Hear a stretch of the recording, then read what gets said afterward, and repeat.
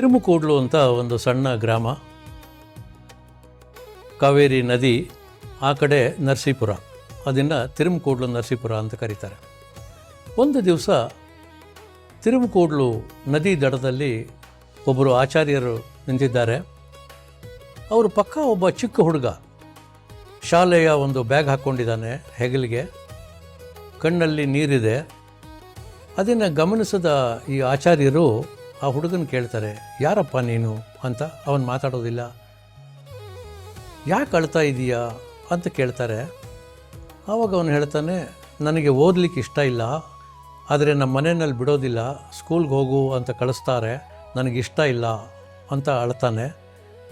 ಆವಾಗ ಇವ್ರು ಕೇಳ್ತಾರೆ, ನಿನಗೆ ಯಾವುದರಲ್ಲಿ ಆಸಕ್ತಿ ಇದೆ, ಸ್ಕೂಲ್ಗೆ ಹೋಗದೆ ಏನು ಮಾಡ್ತೀಯಾ ನೀನು ಅಂತ. ಅವನು ಹೇಳ್ತಾನೆ, ನನಗೆ ಸಂಗೀತದಲ್ಲಿ ಭಾಳ ಆಸಕ್ತಿ ಇದೆ, ನಾನು ಸಂಗೀತ ಕಲಿಬೇಕು ಅಂತಿದ್ದೀನಿ, ಆದರೆ ನಮ್ಮ ಮನೆಯವ್ರು ಬಿಡ್ತಾ ಇಲ್ಲ ಅಂತ. ಅವಾಗ ಆಚಾರ್ಯರು, ನಿನ್ನ ಕೈ ಕೊಡಪ್ಪ ಅಂಥೇಳಿ ಕೈ ನೋಡಿಬಿಟ್ಟು ಮೇಲೆ ಆಕಾಶದ ಕಡೆ ನೋಡಿಕೊಂಡು ಅವನ ಕೈಯನ್ನು ನೋಡಿ ಹೇಳ್ತಾರೆ, ಇಲ್ಲ ನೀನು ಹೇಳಿರೋದು ಸರಿ ಇದೆ, ನಿನಗೆ ಈ ವಿದ್ಯೆ ಹತ್ತೋದಿಲ್ಲ, ಸಂಗೀತದಲ್ಲಿ ಭಾಳ ಒಳ್ಳೆ ಹೆಸರು ಮಾಡ್ತೀಯ, ನಾನು ನಿಮ್ಮ ತಂದೆ ತಾಯಿ ಜೊತೆ ಮಾತಾಡ್ತೀನಿ, ನಿಮ್ಮ ತಂದೆ ಯಾರು ಅಂತ ಕೇಳ್ತಾರೆ. ಆವಾಗ ಅವನು ಅಗಸ್ತ್ಯ ಗೌಡರು ಅಂತ ಹೇಳ್ತಾನೆ. ಇವರು ಆಯಿತು ಹೋಗು, ಇವತ್ತೊಂದು ದಿವಸ ಹೋಗ್ಬಿಡು, ನಾನು ಇವತ್ತು ಸಂಜೆ ನಿಮ್ಮ ಮನೆಗೆ ಬಂದು ಮಾತಾಡ್ತೀನಿ ಅಂತಾರೆ. ಹಾಗೆ ಅಗಸ್ತ್ಯ ಗೌಡ್ರನ್ನ ಅವ್ರ ಮನೆಯವ್ರನ್ನೆಲ್ಲ ಕೂಡಿಸ್ಕೊಂಡು ಹೇಳ್ತಾರೆ, ನೋಡಿ ನಿಮ್ಮ ಮಗನಿಗೆ ಈ ವಿದ್ಯೆ ಹತ್ತೋದಿಲ್ಲ, ಸಂಗೀತದಲ್ಲಿ ಬಹಳ ಒಳ್ಳೆ ಹೆಸರು ಮಾಡ್ತಾನೆ, ಅವನಿಗೆ ನೀವು ಸಂಗೀತ ಅಭ್ಯಾಸಕ್ಕೆ ಏನು ಅನುಕೂಲ ಬೇಕೋ ಅದನ್ನು ಮಾಡಿಕೊಡಿ, ನನ್ನ ಕೈಲಾದ ಸಹಾಯ ನಾನು ಮಾಡ್ತೀನಿ ಅಂತಾರೆ. ಒಬ್ಬ ಮೇಷ್ಟ್ರನ್ನ ಗೊತ್ತು ಮಾಡಿಕೊಡ್ತಾರೆ.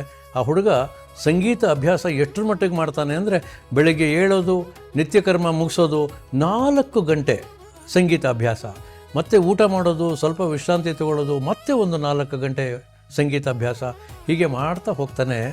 ಮುಂದೆ ಆ ಹುಡುಗ ದೊಡ್ಡವನಾಗಿ ಪಿಟೀಲು ವಾದಕನಾಗಿ ಇಡೀ ಕರ್ನಾಟಕ ಅಲ್ಲ, ಇಡೀ ದೇಶ ಅಲ್ಲ, ವಿದೇಶಗಳಲ್ಲೂ ಕೂಡ ಪ್ರಖ್ಯಾತನಾದಂತಹ ಟಿ ಚೌಡಯ್ಯನವರು, ಆ ಬಾಲಕನ ಜೀವನಕ್ಕೆ ಒಂದು ತಿರುವು ಕೊಟ್ಟವರು ಆ ಆಚಾರ್ಯರು. ಅವರ ಹೆಸರು ಕಾಂತೇಶ ಆಚಾರ್ಯ ಅಂತ.